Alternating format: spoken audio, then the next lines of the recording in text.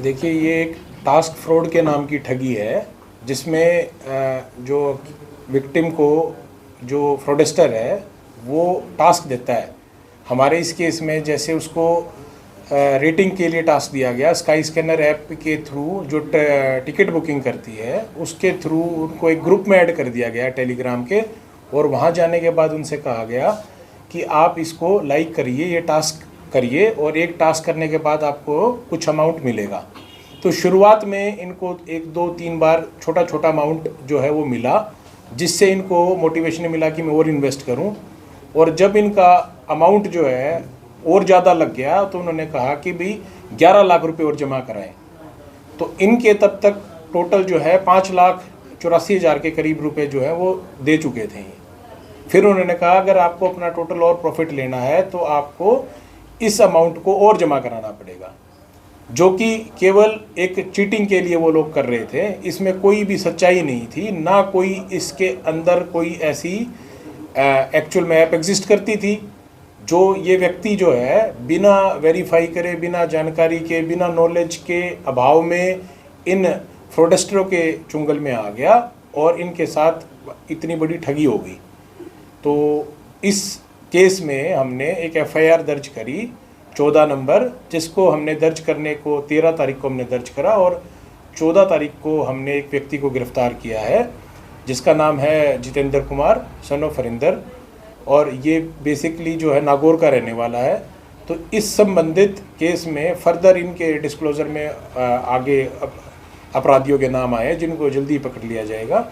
तो ये एक विशेष तरह का फ्रॉड है जो आज की डेट में प्रिविलेंट है, जिसके लिए मैं गुजारिश भी करूंगा कि लोग ऐसे फ्रॉड जो टेलीग्राम, व्हाट्सएप और इस माध्यम से लोगों को आकर्षित करते हैं कि भाई आप टास्क पूरा करिए और ऐसे आपको पैसे मिलेंगे, इनके लुभावने ऑफरों में ना आए। ये एक साइबर ठगी का जो गैंग है जो इसको ऑपरेट करता है, और इस तरह के झांसे में ना आए।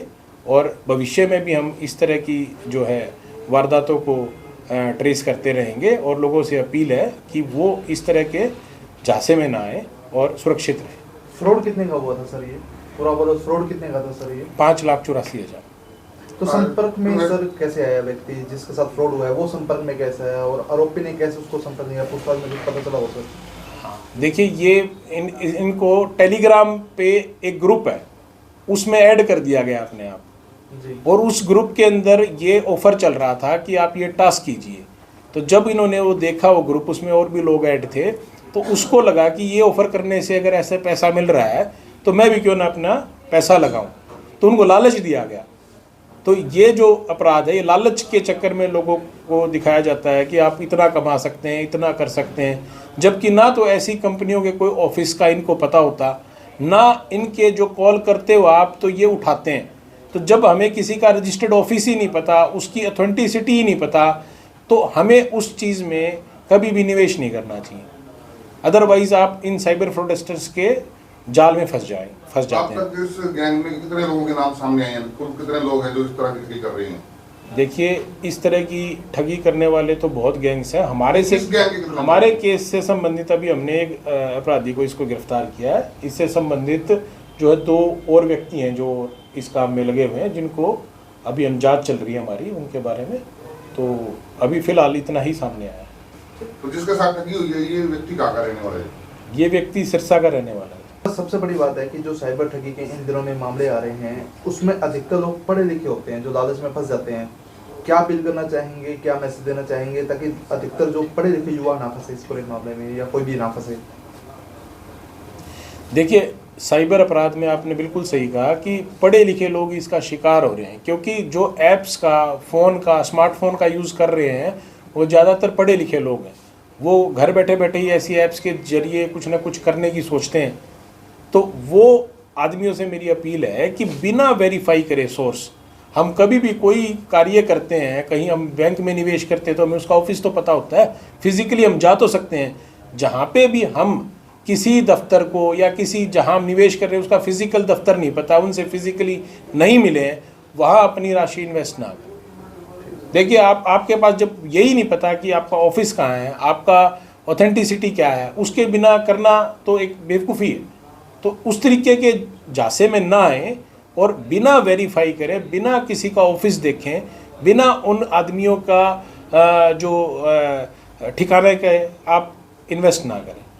इसी गलती के कारण लोग फंस रहे हैं, क्योंकि वो वेरीफाई ही नहीं करते कि जो आदमी व्हाट्सएप पे आ गया, टेलीग्राम पे आ गया, उसको सच्चा मान रहे हैं।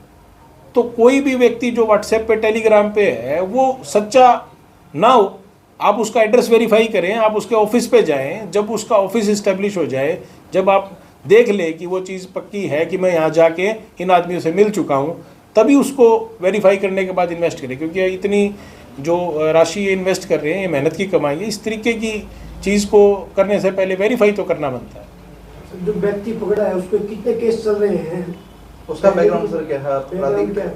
बैकग्राउंड क्या है? देखिए, इस पे व्यक्ति पे तो अभी ये जो है पहला ही केस है, क्योंकि इससे पहले तो कोई इनके ऊपर केस अभी तक मेरी उसमें नहीं आया संज्ञान में।